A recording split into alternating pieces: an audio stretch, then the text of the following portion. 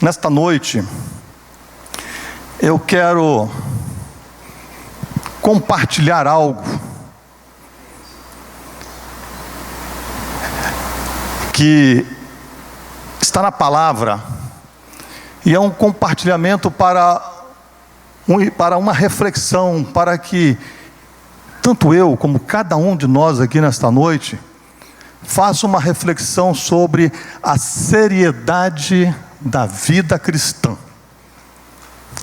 com base nas últimas palavras de Jesus, as últimas palavras dele, no sermão que ele proferiu na montanha, no Sermão do Monte, nos capítulos 5, 6 e 7 do Evangelho de Mateus, que está lá no versículo 24 a 27, depois só tem o 28 e 29, as últimas palavrinhas de Jesus, e que nesta noite você ouça, não aqui sentado olhando para mim, mas ouça, procure se colocar lá naquele monte, ouvindo da boca de Jesus, porque a palavra dele, foi ele quem proferiu essas palavras. Esses versos dizem assim, todo aquele, pois, que ouve essas minhas palavras e as pratica, será comparado a um homem prudente que edificou a sua casa sobre a rocha. E caiu a chuva, transbordaram os rios, sopraram os ventos, e deram com ímpeto contra aquela casa, que não caiu, porque fora edificada sobre a rocha. E todo aquele que ouve essas minhas palavras e não as pratica, será comparado a um homem sensato, que edificou a sua casa sobre a areia. E caiu a chuva, transbordaram os rios, sopraram os ventos, e deram com ímpeto contra aquela casa, e ela desabou, sendo grande a sua ruína. Irmãos, nestes versos, Jesus fala de um homem prudente e um outro homem insensato. São dois homens que eu me permito dizer que representam dois tipos de pessoas que se dizem cristãs e que normalmente se congregam como igreja, como nós aqui estamos nesta hora. Normalmente porque tem algumas pessoas que não entendendo acerca do que é corpo de Cristo, não se reúnem, vivem a sua vida independente como um cristão. O que Jesus está querendo nos dizer nesse finalzinho desse sermão? O que ele está querendo nos dizer com essas palavras que ele proferiu aos seus discípulos e àquela multidão que ali se encontrava? Para entendermos o que ele quer dizer, vejamos o que ele diz na primeira parte do verso 24, e que ele repete na primeira parte também do verso 26. Todo aquele, pois, que ouve estas minhas palavras. E quais são essas palavras? Quais são essas palavras que Jesus está falando, que Jesus está se referindo? Elas estão um pouco antes, no versos 21 a 23, que diz assim, 21: nem todo o que me diz Senhor, Senhor entrará no reino dos céus, mas aquele que faz a vontade de meu Pai que está nos céus. Observem aqui que Jesus está finalizando esse seu sermão, que está registrado aqui no Evangelho de Mateus, em 3 capítulos com 111 versículos. Todo esse sermão de Jesus são as suas palavras, palavras de ensinamento simples e práticos, que devem ser ouvidos por todo aquele que deseja viver uma vida cristã em conformidade com a vontade do Pai, a vontade de Deus. Verso 22 diz assim: muitos naquele dia hão de dizer-me, Senhor, Senhor, porventura não temos nós profetizados em Teu nome? E em Teu nome não expelimos demônios? Em Teu nome não fizemos muitos milagres? Então lhes direi explicitamente: nunca vos conheci. Apartai-vos de mim, os que praticais iniquidade. Sabe, irmãos, notem aqui que essas pessoas que chamam Jesus de Senhor, Senhor, são pessoas que se dizem, que se consideram cristãs, se consideram crentes. Eles falam como cristãos. Chamar Jesus de Senhor é vocabulário de quem? De um cristão. Eles agem como cristãos. Profetizar, expelir demônios, fazer milagres, são ações realizadas por quem? Por cristãos, pelo poder de Deus. Eles chamam Jesus de Senhor, Senhor, porque eles reconhecem que Jesus é Senhor. Eles reconhecem. E isso, irmãos, não é normal para alguém que não seja um cristão. O ímpio não chama Jesus de Senhor, Senhor. Aquele parente, aquele amigo próximo seu, quando fala das coisas celestiais, eles falam de Deus, falam de tudo, mas eles não chamam Jesus de Senhor. Mas quando Jesus diz a eles: nunca vos conheci, o que Jesus está dizendo? Ele está dizendo que na realidade Ele não é Senhor dessas pessoas. E respondendo, a pergunta sobre o que Jesus está querendo nos dizer, com esses versos de 24 a 27 que nós lemos, a resposta, irmãos, é que existe um grupo. Jesus sabe, Jesus é onisciente, Jesus sabe de todas as coisas, Ele é o princípio e o fim. Ele sabe o que acontecerá no dia do julgamento final. Existe um grupo de pessoas, um grupo de homens e mulheres que se dizem cristãos, mas que estão se perdendo por não fazerem a vontade do Pai. Nem todo que me diz Senhor, Senhor entrará no reino dos céus, mas aquele que faz a vontade do meu Pai que está nos céus. Essa conclusão de Jesus no Sermão do Monte, irmãos, é um pré-anúncio, é um gravíssimo alerta a todos que o seguem, a todos que seguem a Jesus, a todos aqueles que se reúnem como igreja, a todos aqueles que andam com as suas Bíblias debaixo do braço, a todos aqueles que falam do Senhor. É um alerta muito sério sobre como será no dia da sua volta, quando a sentença de salvação ou perdição será dada aos homens. É um pré-anúncio. Jesus está mostrando que no dia do julgamento final, esses homens e mulheres que não fizeram a vontade do Pai, vão reclamar, vão espernear, vão questionar o veredito divino, o veredito do Senhor, de que nunca os conheceu. Eles vão questionar isso, dizendo a Ele: como é que nós não fizemos a sua vontade? Como é que nós não fizemos a vontade do Pai? Se nós operamos maravilhas, fizemos milagres, expulsamos demônios, profetizamos, como é que nós não fizemos a vontade do Pai? E olha, irmãos, que interessante que Jesus poderia ter falado aqui sobre outras coisas, mas Ele fala sobre fazer milagres, expulsar demônios e profetizar. Se eu alguma vez realizei algum milagre, eu desconheço. Expulsar demônio já aconteceu. Profetizar? Bom, eu profetizo pregando a palavra.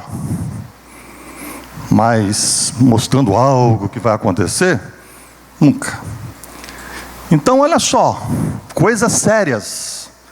Coisas para pessoas que vivem com o Senhor, que têm uma intimidade com Ele. Embora seja Ele que opera essas coisas. E Ele usa quem Ele quiser, da forma que Ele quiser, né? Então, irmãos, aqui está um assunto muito delicado. Muito delicado. Expulsar demônios não é fazer a vontade do Pai? Se Jesus disse que eles não fizeram. Fazer milagres e profetizar não é fazer a vontade do Pai? Como é que não é? Claro que é. O próprio Jesus deu essa ordem aos seus apóstolos, lá em Mateus 10, 8, curar enfermos, ressuscitar mortos, purificar leprosos, expelir demônios, de graças a receber e de graça dai. Não vou nem entrar na questão desses de graça aqui, né? Vou nem entrar nessa questão. Talvez alguém possa perguntar aí, tá, se expulsar demônio, fazer milagre, profetizar, não é fazer a vontade do Pai para essas pessoas a quem Jesus está se referindo? O que é então fazer a vontade do Pai? Será que seria guardar os mandamentos? Será que aquelas pessoas faziam isso e não guardavam os mandamentos? E aí eu pergunto a você, será que eles não guardavam? Porque é bom lembrar que Jesus está falando aqui a judeus. Judeus eram campeões em guardar os mandamentos. Eram campeões. Eles guardavam os mandamentos tão rigorosamente que só para o sábado tinham vários pequenos mandamentos. Eles eram tão rigorosos com as ordenanças que eles dizimavam até a menta e o coentro. Coisas que aparentemente são simples, né? Essas pessoas de quem Jesus fala nos dá a ideia de que elas já tinham passado por um primeiro estágio da vida espiritual. Um primeiro estágio, já tinham ouvido, estavam crescendo no conhecimento. Primeiro estágio. E agora eles se encontravam num estágio mais avançado, onde agora já profetizavam, operavam maravilhas, milagres, profetizavam. É essa que nos dá a ideia. Porque, né, afinal de contas, para fazer essas coisas é preciso ter um mínimo de relacionamento com Deus. Entretanto, Jesus diz a elas, o quê? Vocês estão se perdendo por não fazerem a vontade do Pai. Durma com um barulho desse. É Bíblia, irmãos, está aqui, ó. Lê aí. E quando essas pessoas reclamam, o que Jesus diz para ela? Nunca vos conheci. Olha só. Senhor, mas fizemos isso. Nunca vos conheci. Olha, irmãos, não é que Jesus conhecia essas pessoas e depois se decepcionou com elas, ficou triste com elas e deixou-as de lado. Não é isso não. Não é que essas pessoas eram salvas e perderam a salvação, para aqueles que acham que salvação se perde. Mas não. Eles não eram salvos. Faziam milagres, profetizavam, expulsavam demônios, mas não eram salvos. Não eram salvos. Salvação não se perde, quem é salvo é salvo. Aleluia. Quando Jesus diz a elas, nunca vos conheci, é porque tudo que essas pessoas fizeram ao longo das suas vidas, nunca foi visto e reconhecido por Jesus. Nunca. Nunca vos conheci. Tudo aquilo que estava fazendo, Jesus estava, nem vendo, nem tomando conhecimento. E o veredito de Jesus para essas pessoas, irmãos, é esmagador e irrevogável. Nunca vos conheci, apartai-vos de mim, os que praticais a iniquidade. Que iniquidade? O que é iniquidade? pessoas que profetizavam, faziam tantas coisas em nome do Senhor. Que iniquidade essas pessoas faziam? O que é iniquidade? É um assassinato terrível. Isso é mais do que um absurdo, é um pecado mais grave. O que é iniquidade? E aí eu estava olhando no dicionário grego, e que também no Aurélio trata da mesma coisa. Diz que iniquidade é o termo utilizado para o não cumprimento de uma lei, por transgressão, desobediência ou por desprezo e violação à lei. E aí, que eu tenho até medo de falar, né? Pode até doer os nossos ouvidos, mas para mim, se eu estiver errado, que alguém aí do presbitério, algum estudioso me conserte, me corrija, para mim, a realidade é que para Deus, aquele que não faz a sua vontade, quer viver seus ensinamentos, é um praticante de iniquidade. É um praticante de iniquidade. Quando a gente desobedece a palavra de Deus, e nós que conhecemos a palavra de Deus, nós somos um praticante de iniquidade. Nós estamos cometendo uma iniquidade. Quando desobedecemos a palavra, estamos nos rebelando com a palavra. Fique assustado com o nome de rebelião não, irmãos. Desobediência e rebeldia, passa tudo pelo mesmo caminho. Irmão, será que já passou na nossa cabeça? Já passou na sua cabeça? Pelo menos na minha já passou várias vezes. Uma possibilidade dessa? De um dia, naquele dia, no dia do julgamento final, nós ouvirmos uma sentença dessa do Senhor? Júlio, nunca te conheci, apartai-vos de mim, praticantes de iniquidade. Porque, irmãos, o fato de eu ser um presbítero não garante nada. Não diz que eu sou um salvo. Está com essa Bíblia aqui, está aqui pregando para vocês, não garante nenhuma salvação para mim. O que garante minha salvação é a minha fé no Senhor Jesus, é minha crença nele. E aí sim, com todos os meus problemas, mas eu não abro mão dele, porque eu conheço e eu luto para poder ser mais próximo da perfeição que há nele. Dura palavra essa de Jesus, não é? É dura. Acha que isso aqui é fácil de ouvir? Imagina aquelas pessoas lá ouvindo. Talvez aqui hoje mesmo já possa ter alguém aí meio incomodado. Poxa, eu queria ouvir outra coisa. Dura palavra. Mas sabe, queridos, é normal, é do ser humano, é do homem querer ouvir palavras agradáveis. É nosso isso. Nós queremos, gostamos, faz bem a nossa alma ouvir algo que venha ao nosso encontro e nos traga satisfação. É do ser humano. Ninguém gosta de ouvir uma palavra mais dura, uma palavra que vai contra aquilo que nós costumamos a pensar e achar que é o correto. Ninguém gosta. Quando isso acontece, meu filho, dá um desarranjo, dá uma confusão, começa a bate-boca. Desde os tempos de Jesus, pessoas reclamavam quando não ouviam dele alguma palavra que produzisse satisfação para elas. Desde os tempos de Jesus, isso não é de agora não.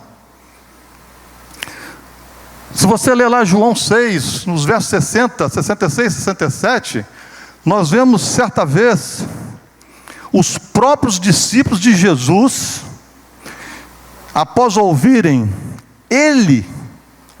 o mestre, ele, Jesus, a sua palavra, eles disseram: duro é esse discurso, quem pode ouvir? Quem pode ouvir? O verso 66 diz assim: à vista disso, muitos dos seus discípulos o abandonaram e já não andavam com ele. Largaram Jesus. A palavra de Jesus, irmãos, eram os momentos de palavras afáveis, amáveis, dóceis, mas também havia momentos difíceis, raça de víboras e tantas outras coisas.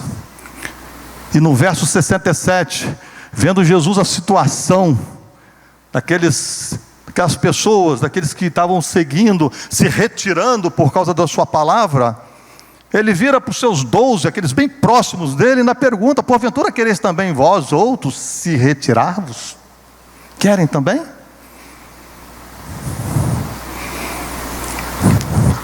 Aí eu lembrei aqui da Penha Vaz, quando a gente vai conversar com ela, diz assim: não, o bacana. Aí eu botei que assim, né, que o bacana é que o verdadeiro discípulo de Jesus, o verdadeiro discípulo dele, sabe que a dureza da palavra é o amor de Deus para com o tratamento da sua vida. E aí ele não reclama, mas ele aceita de bom grado, porque ele entende aquilo ser um tratamento. E Pedro nos dá esse exemplo, quando no verso 68 ele diz assim, ó: Senhor, para quem iremos? Tu tens as palavras da vida eterna, só tu tens. A atitude do discípulo. E aí, irmãos, é aquela questão: se o mestre, se o rei dos reis já provocava esses problemas, quanto mais nós, simples seres mortais. E Jesus, após proferir essa dura palavra, ele diz nos versos 24 e 26, todo aquele, pois, que ouve essas minhas palavras e as pratica, será comparado a um homem prudente que edificou a sua casa sobre a rocha.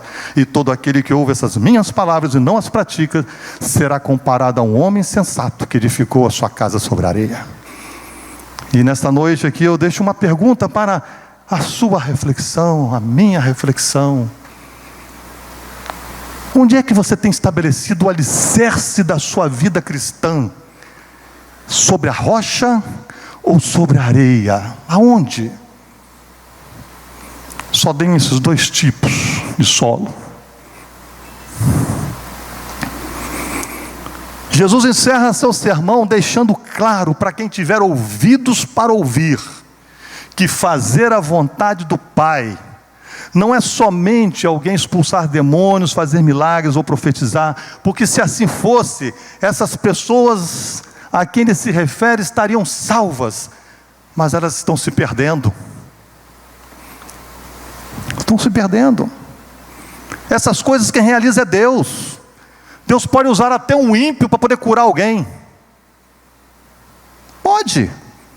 Deus usou uma mula para falar pela boca de um profeta, porque ele não estava conseguindo enxergar. Deus é soberano. Irmãos, expulsar demônios, fazer essas coisas, até os demônios podem fazer isso, para enganar. Ele é um enganador. Até ele. Jesus em Mateus 24 diz que surgirão falsos cristos e falsos profetas, operando grandes sinais e prodígios para enganar, se possível, até os próprios eleitos. Até os próprios eleitos. Nós somos eleitos? Somos. Vão surgir pessoas assim, que se possível, se você não tiver estabelecido sobre a rocha, firmado em Cristo, você vai ser engolido, você vai ser enganado.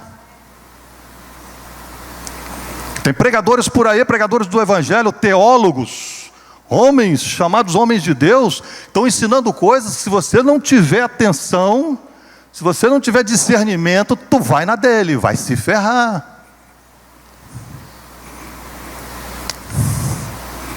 Fazer a vontade do Pai, irmãos, não é somente uma pessoa, por sua própria iniciativa, por sua própria vontade, guardar os seus ensinamentos, aquilo que está aqui, ler e guardar. Não é só isso. Não é só se portar bem, no seu dia a dia, não matar, não roubar, não fumar, aquelas coisinhas que a gente acha, né? Que quando vê uma pessoa, que pecado, aqui dali. Não é as coisas não usar drogas, não prostituir. Não é só isso não, irmãos. Ou seja lá, fazer o que você tiver de errado na sua vida, fazer a vontade do Pai. Não é só isso não. É só você se guardar dessas coisas não. Nicodemos era um fariseu e mestre em Israel. Ele pertencia a uma seita de judeus, né, que seguia o Torá, os 5 primeiros livros da Bíblia. E eles ostentavam em suas vidas uma grande santidade exterior. Essa seita era assim. E o que Jesus disse para esse Nicodemos quando ele foi procurar Jesus à noitinha? O que Jesus disse para ele? Se alguém não nascer de novo, não pode ver o reino de Deus. Nicodemos foi procurar Jesus, conversar com ele. A Bíblia não relata os detalhes da conversa, mas tudo indica que ele estava lá interessado em Jesus, querendo saber de algumas coisas. Tu és profeta, porque o que tu faz, as coisas que tu falas, entendeu? Não pode ser diferente. Mas Jesus diz o que é ele? É preciso nascer de novo.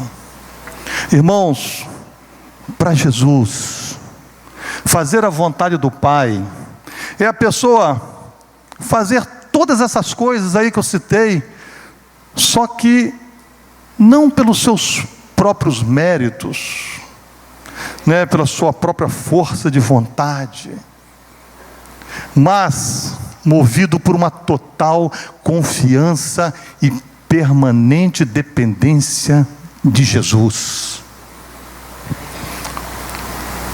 Isso, irmãos, só quem é nascido de novo que consegue experimentar isso.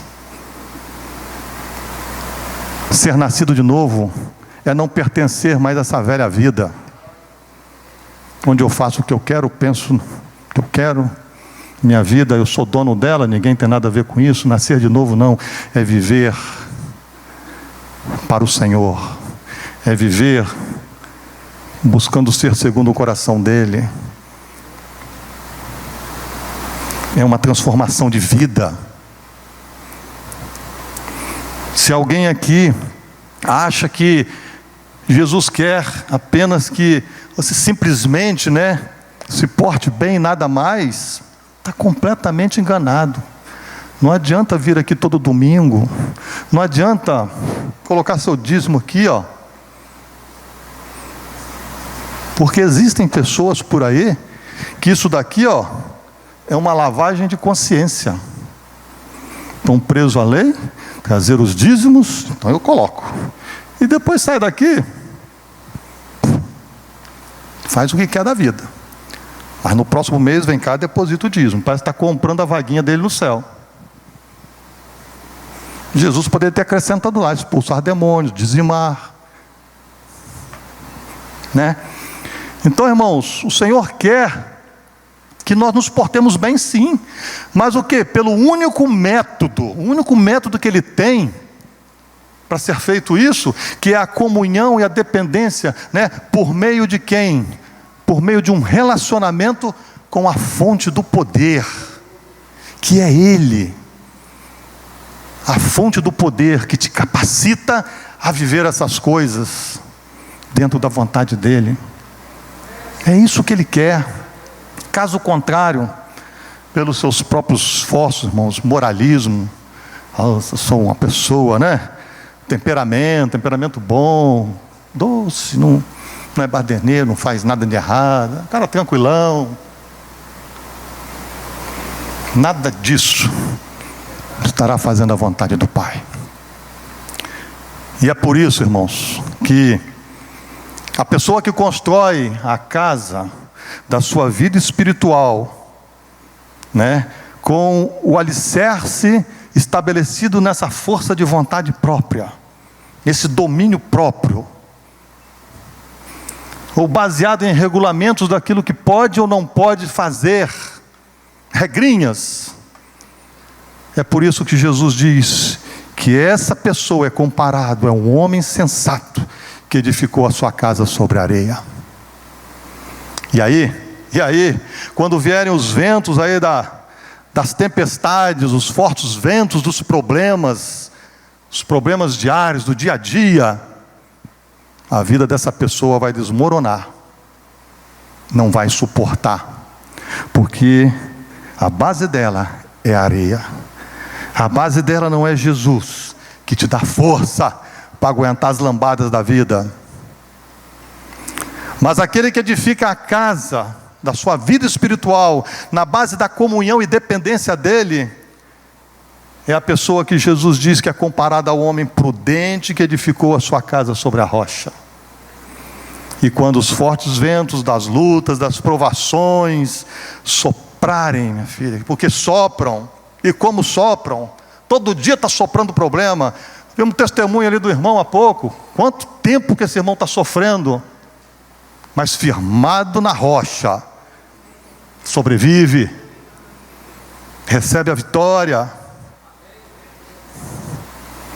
Então essas pessoas, que Jesus diz que firmadas sobre a rocha, elas não serão destruídas. O irmão ali, né, ele já deu testemunho aqui, isso não é problema, que veio de alcoolismo pesado. Ele largou tudo isso. Ele poderia, nesses anos de luta, estudando, se formando para tentar conseguir um emprego, não conseguindo, ele poderia ter voltado para o mundão, voltado para o álcool, pelas desilusões da vida, com os problemas. Ele falou aqui que já estava, mas não por quê? Porque abaixo dos pés dele está a rocha que é Cristo. Então você que está me ouvindo nessa noite, aqui ou nesse vídeo aí que está sendo gravado, permita-se fazer uma reflexão bem honesta sobre a sua vida. Permita-se isso. Por que você se congrega como igreja? Ou para alguns que não entendem muito bem o que é igreja, né? Por que você pertence aí às igrejas a qual você pertence? Por quê? Porque o ministrante, porque o pregador, né, pregou um sermão bonito, ele é bom, tem umas palavras boas, bonitas, que emocionam, que me fazem chorar, por causa disso? Porque seus pais fazem questão de você estar aqui? Tem uma filha ali,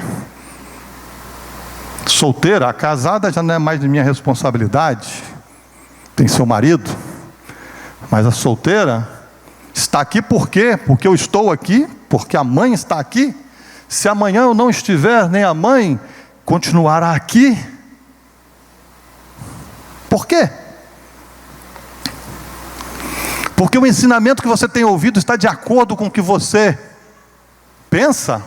Gostei dessa igreja, é isso que eu penso. O problema é que na hora que falar alguma coisa que você não pensa, aí vai dar com os burros na água. Porque a rocha, porque o solo não é a rocha. Porque os irmãos, né, que congregam com você são amorosos, e existe uma grande amizade entre vocês, é por isso que você se congrega aqui. Porque você não gostou do outro lugar que você se reunia e achou aqui interessante? Querido, se você se congrega por causa dessas e outras coisas, simplesmente por isso, saiba que tudo isso é edificar a sua vida na areia. Quando vier os fortes ventos, você vai desmoronar. Por que você se considera um cristão? Por que você diz, eu sou crente? Por quê? Porque um dia alguém fez um apelo, e você veio à frente, levantou a mão, falou, confessou que Jesus é o Senhor da sua vida? Por isso só? Porque você é fruto de um lar, onde seus pais e avós te criaram no Evangelho? Você cresceu no Evangelho? Não conheceu outra coisa? Então você está aqui por causa disso? Porque você é uma pessoa que entende que há mais de 2000 anos a palavra de Deus tem dado certo para aqueles que vivem de acordo com ela, então você decidiu para o seu bem, porque tem dado certo para o outro, vai dar para mim também, decidiu caminhar também por esses caminhos? Será que é por isso? Se você é cristão, simplesmente também por essas coisas, sua vida espiritual está edificada sobre areia. E infelizmente não vai ter jeito. Quando vierem os problemas, o vendaval das tempestades bravas, você não vai suportar e vai tomar outro rumo. Mas se você se reúne como igreja, se você é cristão, porque independente dos seus problemas, da sua natureza, das suas lutas, dos seus erros, independente disso, você se apaixonou por Jesus, porque Jesus é tudo agora para você, porque você não sabe mais viver sem Ele, porque é Ele quem dirige a sua vida, porque você tem um relacionamento legal, bacana com Ele, você tem experimentado a graça dele na sua vida. Se é por isso, aí sim, você está edificado sobre a rocha. E aqui, irmãos, pode vir o que vier, pode vir as tempestades, as perseguições, enfermidades, traições, ou qualquer tipo de problema, você não vai entrar em crise e nem vai ter a sua fé meio desmoronada, porque você está na rocha. Sabe, irmãos, quando Jesus nos alerta a edificarmos nossa vida espiritual sobre a rocha, quando Ele nos alerta sobre isso, lá no finalzinho do seu sermão, é porque Ele sabe quão terrível é o inimigo das nossas almas. Ele sabe. João 10:10, diz que o diabo, que é o inimigo das nossas almas, ele vem somente para roubar, matar e destruir. É o papel dele. O diabo está a todo instante tentando com as suas tentações, buscando com as suas tentações nos levar a não fazer a vontade de Deus, porque ele sabe que esse é o caminho para a gente cair. 1 Pedro 5, no verso 8, Pedro diz que o diabo, vosso adversário, anda em derredor. Ele anda em teu derredor a todo tempo. Ai, se não fosse a misericórdia, a graça do Senhor sobre a nossa vida. Ele anda ao nosso derredor. E a Bíblia diz, como um leão feroz, que ruge procurando alguém para devorar. Se você pensa que vai vencer essas tentações, as tentações que ele soltar sobre a sua vida, porque você tem força e determinação, você está enganado. Você não vai conseguir vencer. E sabe por que você não vai vencer? Porque esse inimigo, irmãos, ele é muito mais astuto do que nós imaginamos. É o mundo espiritual, você não vê, mas ele está. Você está lá no seu serviço, ele está do seu lado. Você está ouvindo uma coisa, não gostou, ele está do seu lado, já maquinando.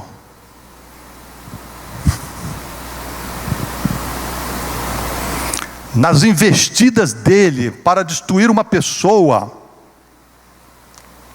Irmãos, ele não é bobo para se apresentar, dizendo para você: oi, estou aqui, estou aqui, eu sou o diabo, estou aqui para acabar com sua vida. Ele não vai falar isso não.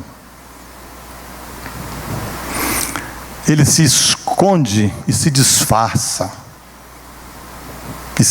muito bem. E não se disfarça de coisas feias não, só coisa bonita.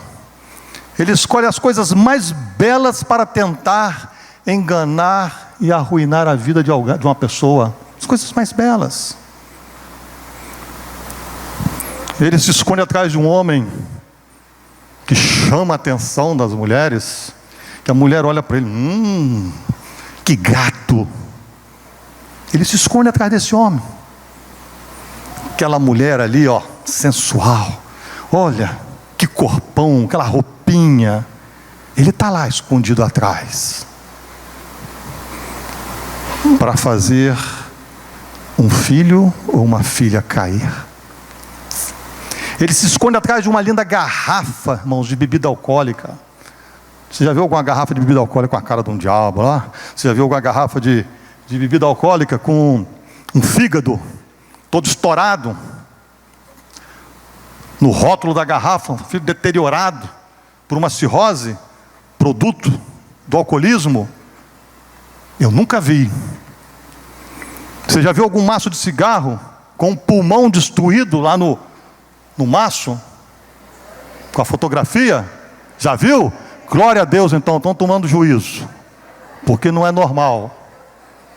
Porque agora parece que existe uma campanha aí, para ser contra, Glória a Deus.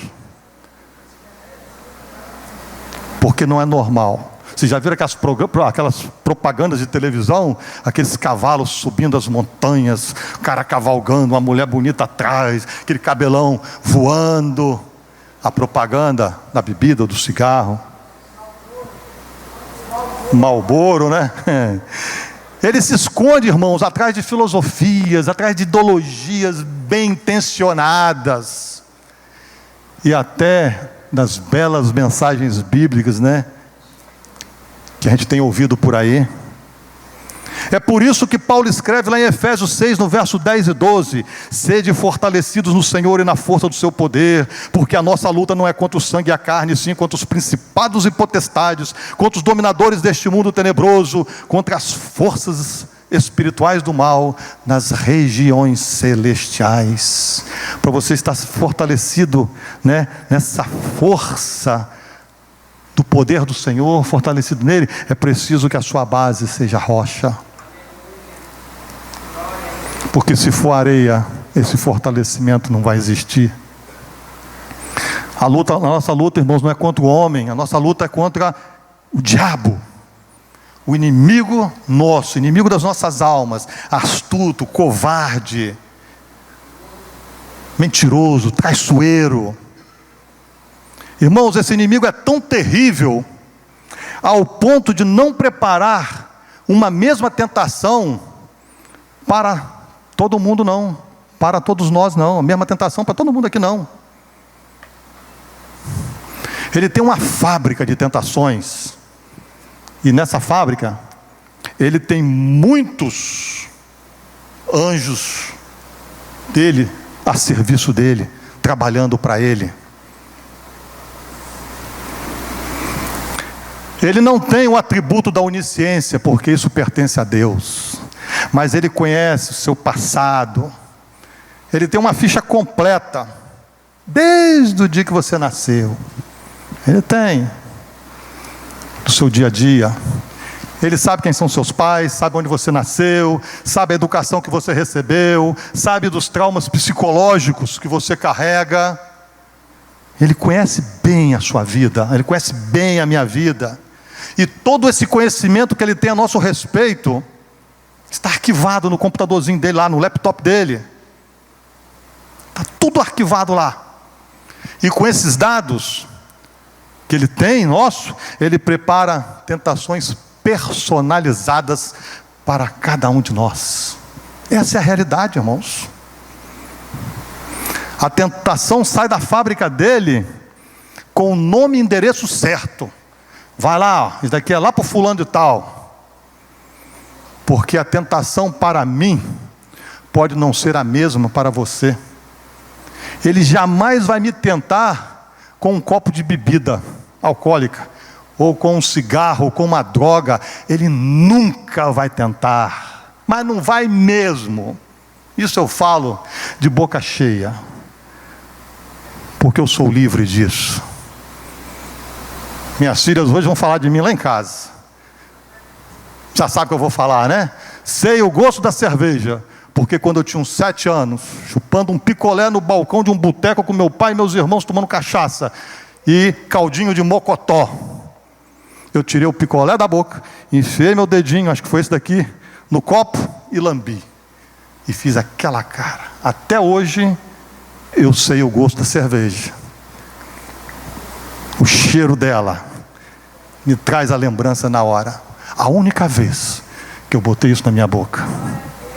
Ele vai me tentar com isso? Nunca, jamais.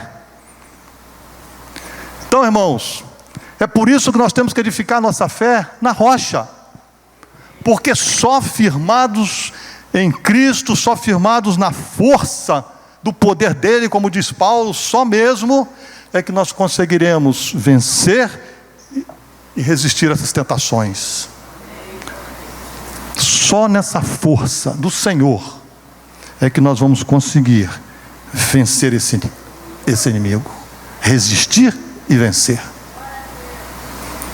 Quando eu falo de tentação, quero abrir um parênteses aqui apenas para dizer o seguinte, que é importante você entender que tentação não é pecado. Tentação não é pecado. Se você estiver aí tranquilo, lá na praia, sentado, cadeirinha, e de repente um pensamento surge por algum motivo qualquer, ou um sentimento negativo aí no seu coração, no dia a dia, aqui mesmo, subir à sua mente, não se sinta pecador por causa disso não, porque isso é apenas uma tentação, e tentação não é pecado. Não se sinta mal quando a tentação aparecer em sua vida. Deixa aparecer. Deixa o diabo te tentar o quanto ele quiser. Deixa, é papel dele. Jesus foi tentado 3 vezes por ele. E a palavra de Deus diz lá em Hebreus, que em tudo ele foi tentado, em todas as coisas. Ele foi tentado em todas as coisas, a nossa semelhança.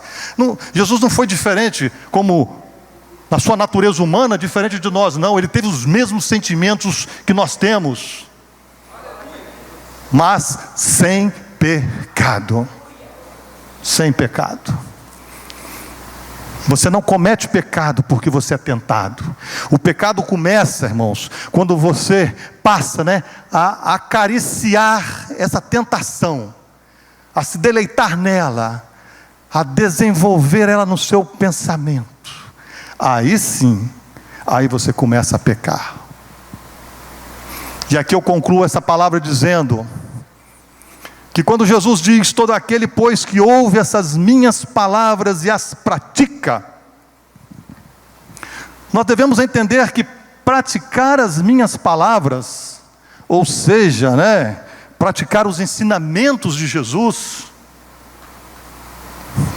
o sermão do monte, outros sermões dele, as cartas, os ensinamentos de Paulo, dos apóstolos, que praticar esses ensinamentos não são somente, irmãos, atos a serem realizados, movido por uma vontade própria, pelo intelecto, ou por uma questão de disciplina, não, mas por um coração e mente, totalmente rendidos ao Senhor, totalmente dependente dEle. Aí sim, não adianta ser um presbítero, não adianta ser um irmão auxiliar, não adianta ser um responsável de ministério, não adianta nada disso, se o que você faz para a sua realização, faz pelo seu ego, faz porque você é bom para fazer essas coisas. Eu sou um bom comunicador, eu sou um bom administrador. Tudo isso é areia. Nossa vida cristã não pode estar edificada em recursos humanos. Não pode. Não pode estar edificado somente na igreja. Sou crente, eu vou à igreja todo domingo. Não pode estar edificado só na doutrina, na música, no amor dos irmãos, no líder religioso, seja lá qual for o nome que ele carrega. Porque se esses meios fracassarem, você vai fracassar também. Se eu cair aqui hoje, irmãos, vocês me conhecem, tem irmãos que me conhecem aqui há 30 lá vai fumaça, 34, 35 anos. Eu nunca pisei na bola. Mas se amanhã eu pisar feio, cair feio, Se decepciona não, ore por mim, tenha misericórdia de mim, me ajuda. E continue. Porque você tem que continuar olhando para Jesus, não é para mim não. Para Jesus. Irmãos, não pense que você tem que ser uma pessoa melhor do que você é, uma pessoa boa, para você poder construir a sua vida sobre a rocha. Uma pessoa para construir uma casa, né, precisa ter dinheiro para construir, né? Então na sua vida espiritual, não pensa que você tem que ter nada. Simplesmente construa. Porque essa construção, ela é espiritual. Construa. E deixa Jesus usar as tempestades da vida para ornamentar a sua vida, deixando ela cada dia mais linda, mais bonita. Deixa. Nós temos que prosseguir cada dia mais o conhecimento dele. Nós estamos aqui, o Senhor está trabalhando conosco. Até o dia da nossa morte nós temos muita coisa para aprender. Nós vamos apanhar muito ainda. O Senhor ainda vai nos ensinar muito com os nossos problemas. Irmãos, foi assim que Paulo, o apóstolo, reconhecendo os seus problemas, edificou a sua vida sobre a rocha. Quando ele diz lá em Romanos 7, no verso 24 e 25, miserável homem que sou, mas graças a Deus, porque tenho Jesus. O que nós somos? Nós somos miseráveis. Nós não valemos nada. Oh, não sai daqui triste porque eu estou falando isso não, aborrecido comigo não. Nós não somos nada. Irmão, vou te dizer que nós éramos um 0,000 à esquerda. Que Paulo está dizendo, miserável homem que sou. Mas graças a Deus, porque Jesus morreu naquela cruz por um miserável como esse. Todas as coisas desta vida, irmãos, todas as coisas só têm sentido quando o centro de tudo para nós for Cristo. Só assim vai ter sentido. Tudo que você estiver fazendo, tudo que você fizer, só vai ter sentido se Jesus estiver em primeiro lugar, se Jesus for o principal. Não basta sermos boas pessoas, não basta. Bons cônjuges, bons pais, bons filhos, bons membros, nada disso. Bons dizimistas, nada disso. Porque tudo isso sem a confiança nele, sem a dependência nele, sem ele no coração, sem ele como Senhor, é edificar sobre a areia. O jovem rico era uma pessoa boa. Ele era uma boa pessoa. Lê lá, falando sobre ele. Ele era cumpridora dos mandamentos.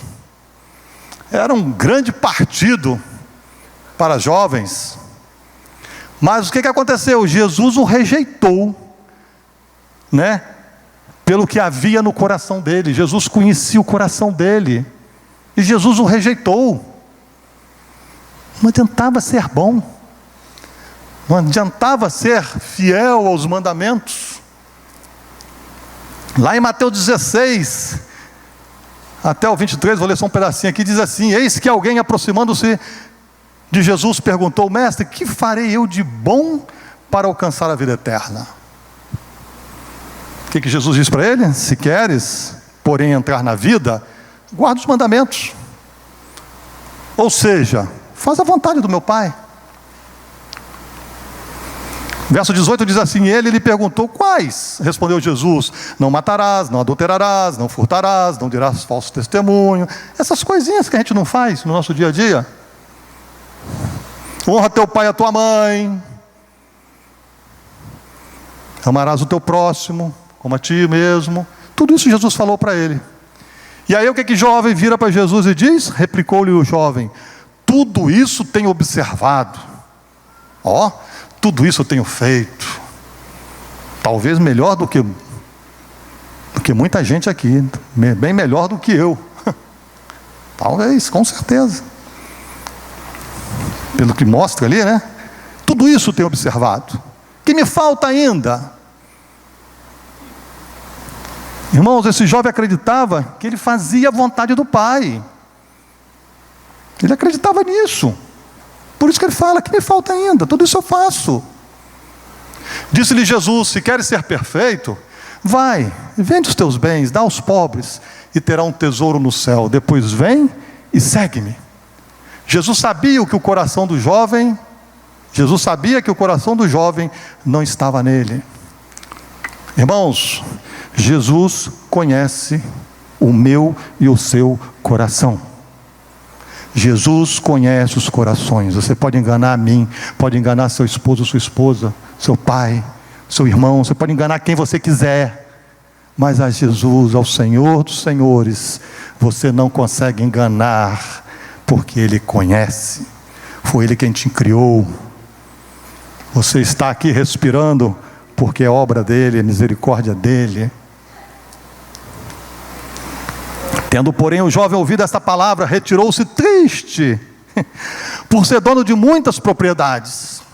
Então disse Jesus a seus discípulos: em verdade vos digo, que um rico dificilmente entrará no reino dos céus.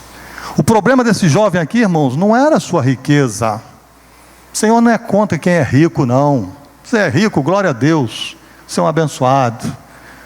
Se você também não é rico, é um pobretão, você também é um abençoado, porque você tem Jesus e a sua mansão está te esperando. Você só não pegou ela ainda, mas você vai ter infinitamente melhor o que o riquinho hoje do seu lado tem aqui.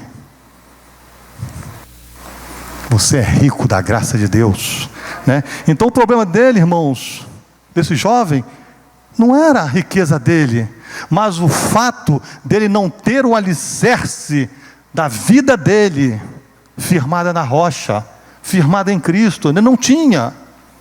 A sua vida espiritual estava edificada o quê? Na areia. Na areia. E no momento que a vida soprou o vento da tempestade, da tristeza de ter que vender os seus bens para dar aos pobres, o que aconteceu? Se desmoronou. Saiu da presença de Jesus. A minha e a sua salvação, seja ela salvação dos nossos problemas do dia a dia, estou falando aqui só de salvação eterna, não, a salvação nossa diária, porque nós fomos salvos do pecado, nós estamos sendo salvos dos pecados a cada instante, salvos das nossas mazelas, e nós seremos salvos no dia final, quando receberemos a coroa da vida. Então, irmãos, né, a minha e a sua salvação, agora, ou lá na frente, do dia do juízo final, quando chegarmos ao final dessa vida, porque ela vai chegar, tenha na sua mente, vai depender única e exclusivamente da nossa, da minha e da sua prudência ou insensatez na escolha do tipo de solo, rocha ou areia, em que você, em que eu, em que nós estamos edificando a nossa vida, a nossa casa espiritual. Única e exclusivamente. Nós somos responsáveis por tudo que nos acontece. Nós não poderemos, naquele dia nós não vamos poder responsabilizar a Deus. Nós não podemos responsabilizar a ninguém, porque é pessoal. A vida com Cristo é uma atitude a ser tomada de forma pessoal. Que jamais esqueçamos, que jamais você se esqueça de que somente construindo sobre a rocha Cristo é que você estará construindo para o seu bem e para a eternidade. Amém?